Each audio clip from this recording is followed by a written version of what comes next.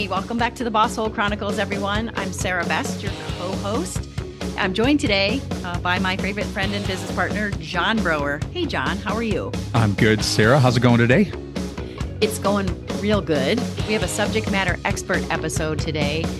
John, we are going to be talking to Heather Haas from Advisa, which is a consultancy much like ours that specializes in helping leaders optimize their talent. John, you want to tell us a little bit about Heather before we dig in? Sure. Heather is the president of Advisa. She's been there a little over 11 years and does really, and not just Heather, but also the organization, remarkable stuff around leadership development in creative ways to help leaders and organizations live out their values, but do it in a very intentional way. She's got some great examples she's going to share with us today. She has a bachelor's degree in education from Indiana University. She was a school administrator and teacher, sixth grade teacher, in fact.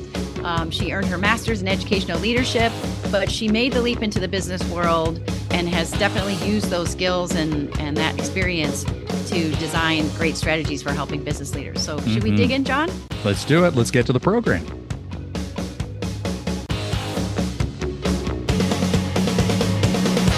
The Bosshole Chronicles are brought to you by Real Good Ventures, a talent optimization firm helping organizations diagnose their most critical people and execution issues with world-class analytics. Make sure to check out all the resources in the show notes and be sure to follow us and share your feedback. Enjoy today's episode. So Heather, great to have you here on the Bosshole Chronicles. And let's just start out with some work that I saw you were doing recently around compassionate leadership. And I know that you're going to share with our leaders, different things that you're doing around leadership development, but, give us, a little bit more depth around the framework of compassionate leadership and how it informs the other work that you do. Yeah, thanks, John. It's great to be here. I think one of the trends that we're seeing come up frequently with our clients and our leaders is that their people are struggling. And, even now that we've been back from the pandemic for some time and many organizations have figured out hybrid or we're back in the office, whatever those things, I think people are still reeling a little bit. And the role of leading and managing has shifted dramatically. We didn't come back to the same job. So that's given rise to a lot of conversations around how do we help people find their footing again? How do we rekindle the connections that we've had? And how do I help my team who I sense and I know is struggling with mental health issues or anxiety or just finding their way again to being productive back in the workplace?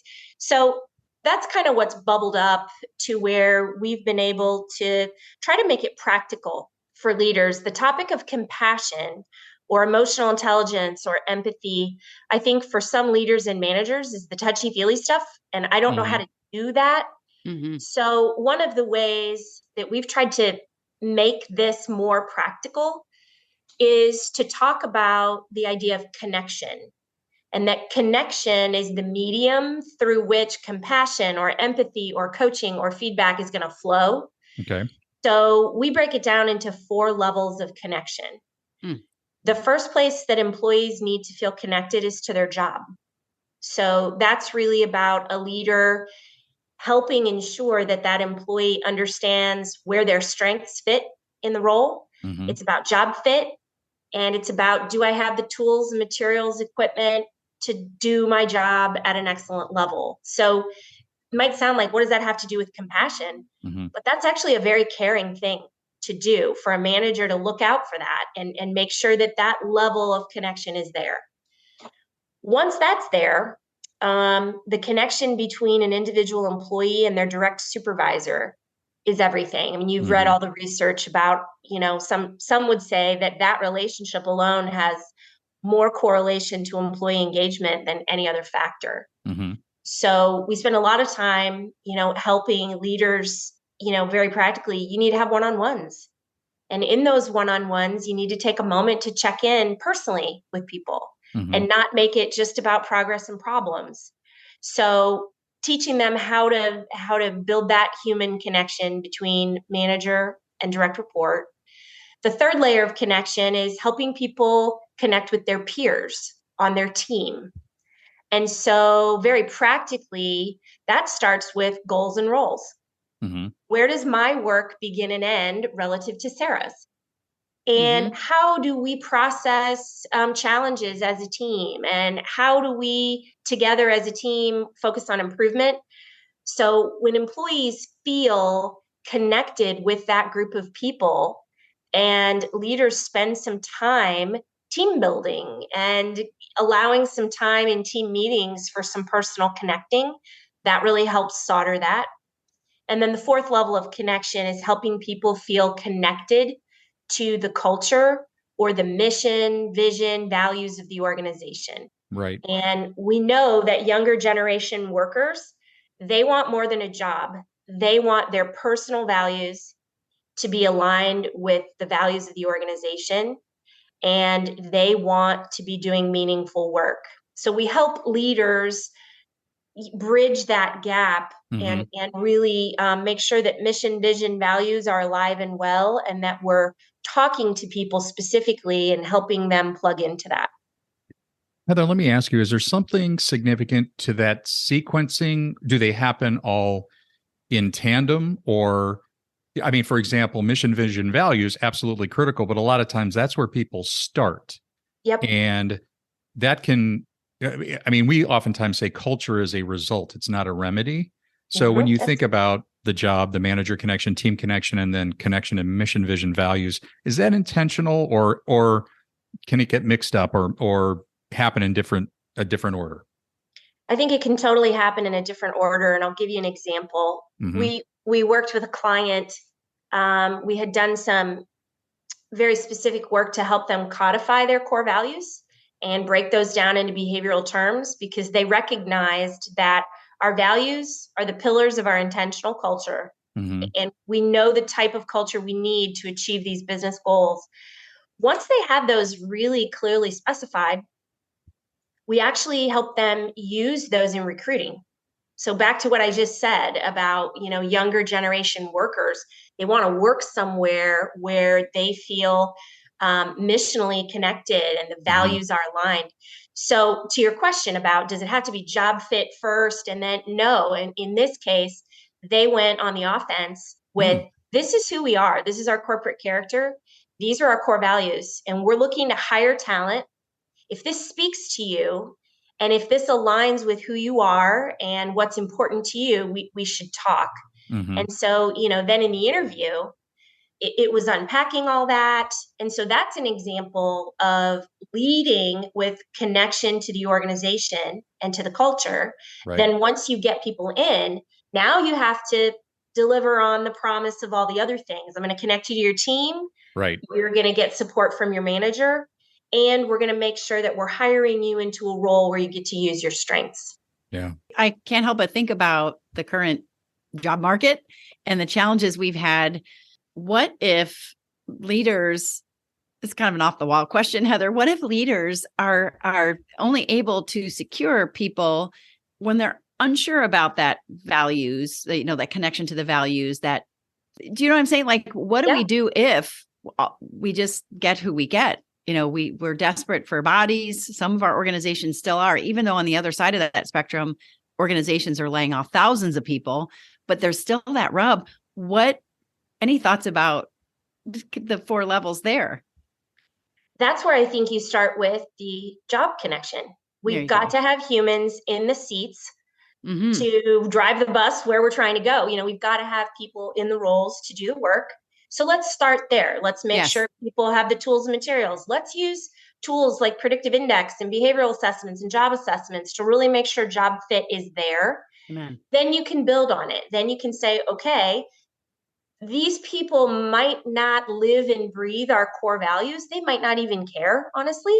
But what we can do is we can help them thrive in that role. We can make sure that leaders and managers can build that connection at that level. That was good. That was a great answer. Thank you. I think for some organizations, it is still a very clear and present challenge. For maybe sure. not so much for others. For sure.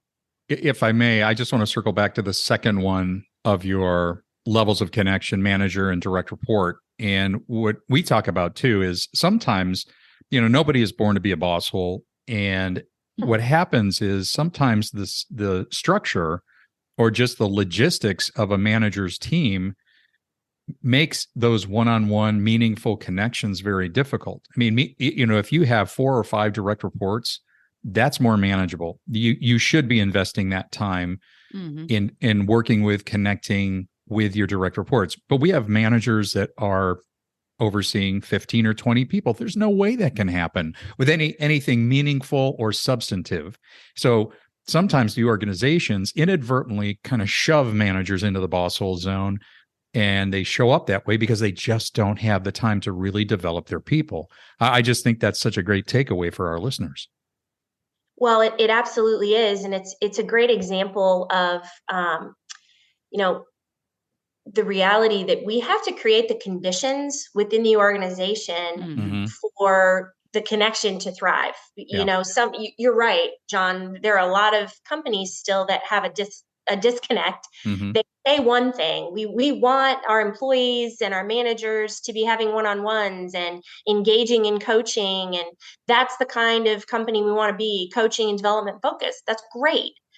But if a manager has 100 direct reports or 50 or whatever it is spread out all over, we never get to see them. And there's no time or emphasis placed on creating the space for that. That's not going to work. So right. I do think you have to spend as much time thinking about the conditions within the organization that are going to support connection and relationship building, or whatever your values are for that matter, so that you can get things aligned when there is misalignment.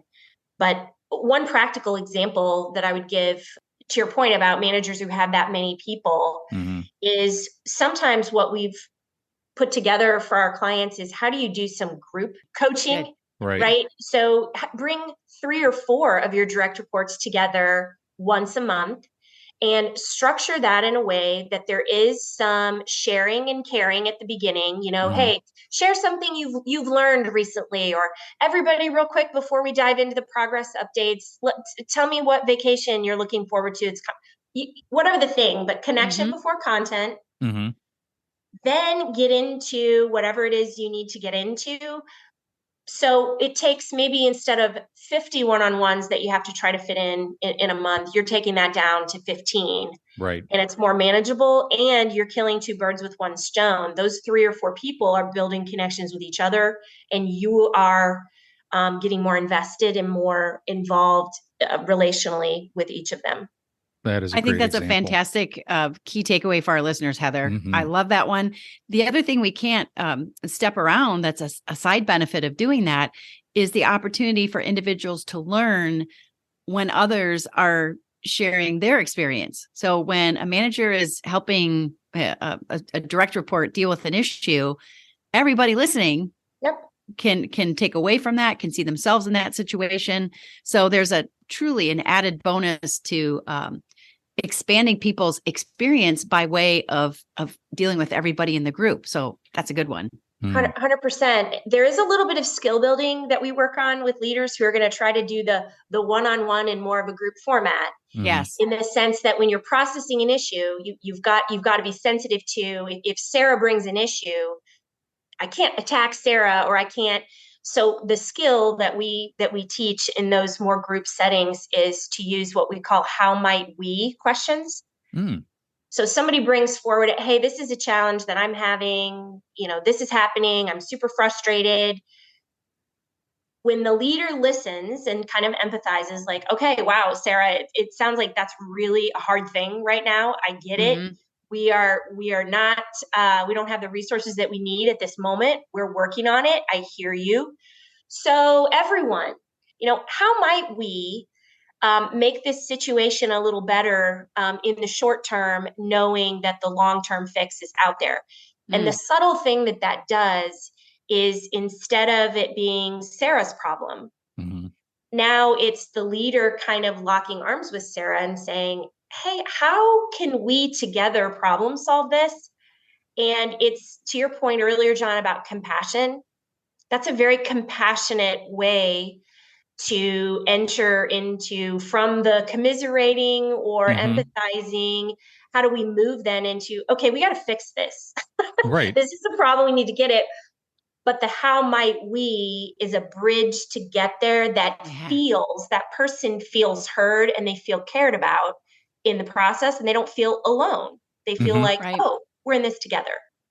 That does not come naturally for a lot of people, and that does need to be taught. That's great. That is such great advice. Okay, well, and then managers out there, listen to this stuff. Go ahead, Sarah. Yeah, sorry. Well, I just want to comment too. This is such a natural and great way to open up the box for other ideas. I mean, when there's a problem to solve, if it's just you and I talking, we might come up with a great answer. But if there's 4 or 5 of us and there's some shared ownership in a non-threatening environment, who knows what can be produced and how valuable that can be. Yeah. Absolutely. And we will be right back. With employee disengagement at its highest level in 9 years, your company can't afford to miss the mark when it comes to optimizing your hiring, management, and team performance practices. At its lowest level, employee turnover costs you $11,000 per person. And those are dollars you can easily save with the right set of people analytics. Real Good Ventures is a talent optimization consultancy specializing in world-class analytics specific to your people and the critical role they play within your organization. Gain confidence in your hiring practices, keep the boss holes from driving your talent away, design your teams for flawless execution, and create a culture that offers meaning and fulfillment. Real Good Ventures has a family of validated diagnostic tools specific to the human aspect of business, because we know that all business issues are people issues. Visit us today at www.realgoodventures.com and bring meaning and fulfillment back into your workplace.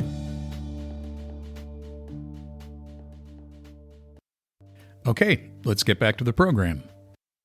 So, something else you talk about, Heather, in your work, I love this term, culture carriers. Share with our listeners a little bit more about how at Advisa and in your work you address and present the idea of culture carriers. Well, at our core, I mean, we believe culture can be a distinct competitive advantage. So, organizations who are figuring that out are going to be better equipped to win the talent that they need to thrive and keep the talent that they need to grow. So that as a premise, I think, is important to understanding. When we're doing our leader effectiveness programming, we're helping leaders claim that title, if you will, as of culture carrier, but helping them see that your mindsets and behaviors day in and day out with people cast a shadow, and the shadow of the leader is what ultimately is going to infiltrate and influence the culture of the organization. So, while culture is a result, I agree with you, not a remedy. There are ways that you can get ahead of it and start to help leaders realize that you are actually the tip of the spear to changing the culture. So the key, though, is we do a lot of work. We have a kind of a process for helping organizations define the intentional culture that's going to be required to hit their goals. And it starts with the executive team. I always say that, leader effectiveness cannot be delegated.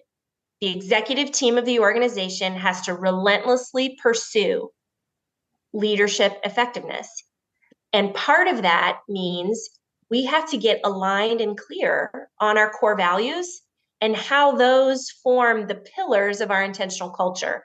So that session that we do with leaders is very facilitative, but we're keeping them in a room for a day to really wrestle with what is our corporate character and what are the things we need leaders to say and do to be effective activating or carrying this culture that we know we need to be competitive and to win both employees and customers. And I think once that light bulb goes off, in my experience, for leaders, and they're like, oh, I get it. Like, yeah, I have a day job. I have to perform the function of my role. Right. The reason we use the word carrier, culture carrier, is because I love the metaphor of, you walk into work every day and you have your day job and you open your laptop, but you also have to bend down and pick up that intentional culture and carry that in with you and around with you all day as you're doing what you do for your day job, so to Right. speak. And I think once leaders kind of that switch flips for them, they're like, oh my gosh, I get it. Hmm. It can be very transformative. I'll bet. I'll bet. And I think that's when leaders, managers, maybe even for the first time realize, oh my gosh, this is like being in a fishbowl. I mean, people Yes. are watching and observing all the time. So Yeah. I love the imagery of carrying and Mhm. literally picking it up. And this is something that we talk about. We want to live this out. That's great. That is great. Mhm. I want to ask Yeah. a question too. Intentional values, Heather, Mm. versus aspirational values. I think there's conflicting ideas out there. You can't claim, let's say, for example, we were looking at Patrick Lencioni's advantage and the 6 critical questions. That Mhm. second or third one, how do we behave? That's Mhm. really the essence of your core values. Is it okay to say, how do we really want to behave? We don't always behave this way, but we'd really like to behave this way. Or is it more important for an organization to distill down to, I mean, I think I'm answering my own question as I think about it. Like, it's always going to be aspirational, yes? Or intentional? Tell me what you say about that. To a certain extent, Yeah. I do think it's wise for organizations to think about the aspirational piece. What kind of behaviors, what kind of culture do we need around here to get where we're trying to go? Right. And instead of being, because we have a little assessment that we do on the front end of that executive work called the leader and culture assessment. Mhm. What we're measuring there is actually the delta between where are we today with, effective leader behaviors, and culturally, where are we trying to go? Because that delta is the space for training and development, Mm. Yeah. or For to sure. bring in tools and systems that help us on the path. So just like any of us in our personal lives, we all have personal values. We all aspire to be a certain type of parent, spouse, human, partner. We fail. We fall Right. short. Mhm. Right. So it's not about, obviously it's not about perfection, but it is about the clarity that comes when you get an executive team aligned around, no, these are the precious few things that we all need to be saying and doing with consistency. And we're not going to do it perfectly today, but we can invest in learning experiences that will help our leaders and managers retool Mm-hmm. and get to a point where they know, what am I supposed to be doing day in and day out to bring this culture to life? What I find happens, though, more frequently, Sarah, is people stop short of the development. They put Mhm. all these lofty goals and aspirations out there, Yeah. and then it's like, okay, cool, good luck. And leaders are like, Magic. you just made it harder. You raised the bar, which is great, but I don't have any additional tools, resources, experiences, or development to help me get there. And what a great segue that is to the other important of the 3 key ideas we wanted to talk with you about today, Heather. It's how learning and change, there's a formula for bringing that forward. So for the organizations who are willing to go further, to not stop there and go, yeah, we did it. They're hanging on the wall and yeah, they're magically going to happen now. Woohoo. There's a formula for how best to develop leaders. Tell us, and it's not a new idea, but No, we it's love your not. take on it. Share with us. Yeah, it's not a new idea at all. I mean, for a long time, research in adult learning has shown that really only 10% of behavior change or learning happens, in the workshop. We go to the event or we go to the training. 10% happens there, and it's a valuable 10%. 20% of learning and change with adults happens through relationship, through mentorship and the coaching or the feedback, et cetera, that we might receive from other people, or even the social pressure that we might feel from our peers who are saying and doing. So that's a very powerful element of learning and change. So we got the 10% in the classroom, we get the 20% that's social or relational, but 70% of change happens back on the job. It's the environment. And so we at Advisa are very focused sort of on the difference between leader development and leader effectiveness. Effectiveness is broader and bigger, and it's about results. And if you're talking about helping leaders be more effective day to day on the job, you have to address the 70%. Yeah. And another metaphor that we use when we teach this is, if you think of a pickle jar, you can take the pickle out of the brine, right? And you can wash off all the salt, which is like, take the leader and send them to the fancy workshop. That's great. You take them out of their environment and they go get all tuned up. But if you put that pickle back in the brine, it's salty again. Right. Yeah. So we need to stop the thinking, I believe, that all it is send them to development, send them out. It's that, plus it's both. It's that's important, because our firm, your firm, we all do a lot of development. So this isn't me saying we should stop doing it. It's me saying we should recognize that if what we really want is organizational change and results back on the job, we've got to create the conditions and make some of the changes structurally, policy-wise, and organizationally to support leaders in bringing new behaviors, mindsets, and models back to the job. Heather, those are great takeaways for our listeners. Actually, I was jotting down some notes because just in this year, in this season of the Bosshole Chronicles, we have introduced. Let me back up for a second. What I find so interesting is that we are in the mission at Real Good Ventures, in the mission of reinventing the manager. And we made that very clear at the beginning of 2022. We cannot have managers that are working from an old model of command and control. There has to be a new way, and it's around developing people. But what I find so interesting is, in this season of the Bosshole Chronicles, we have talked about now compassion in leadership. We talked about peace building from Dr. Jeremy Pollack, which I'll put that link to that podcast in the show notes. The Fearless Organization Around Psychological Safety with Amy Edmondson, which isn't new, but absolutely needs to be forefront. And gratitude. I mean, things that, traditionally we don't talk about when it comes to being a manager, supervisor, leader, and they are absolutely essential. And I'm just so pleased that you've shared this with our listeners. What's on the horizon for you? Well, I mean, at Advisa, we're focused on building effective teams, leaders, and cultures, because we believe that everyone deserves the opportunity to thrive at work. So that last part there, opportunity to thrive at work, that's really what gets us out of bed in the morning. And, we believe that leaders and managers have so much influence over the mental health and well-being of their people. Yeah. And imagine if more people got to go to work every day in an environment where they were truly cared for, cared about, and challenged to be the best version of themselves. So we believe all that's really noble work.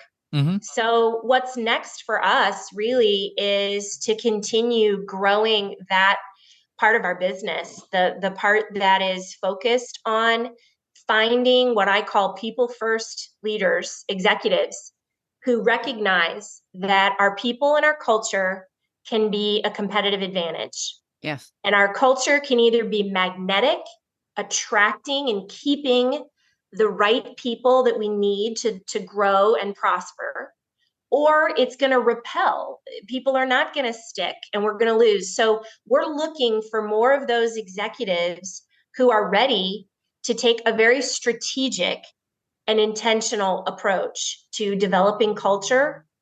And in particular, recognizing that once you get clear on the kind of culture you need and the values that represent it, The way that you activate that is through the mindsets and behaviors of your leaders. So the leader effectiveness work that we're doing to create experiences where leaders have the space, the support, to not only learn the things and develop their own self-awareness and clarity about the kind of leader they want to be, but then they also have the tools, resources, and support back on the job to be effective. So it's really fun work. We're Rewarding. having a ball. Yeah. Oh, that's great. It's like music to our ears, right, John? It is. Truly. Well, I think our missions are very aligned, and our goal is to help people be the best they can be, but find joy and fulfillment in what they do. And you're right. It's the leader, it's the manager, it's the supervisor who helps to make that possible. Yeah. For sure.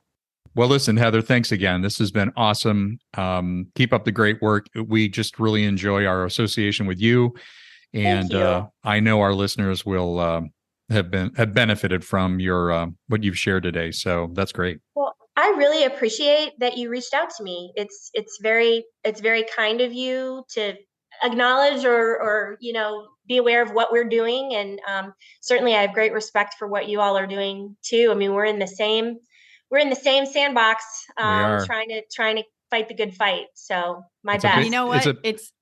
Go ahead, John. It's a big sandbox and there's a lot of work to do. Yeah, it's a big sandbox and there's room for everybody. And, just in summary, connection is crucial.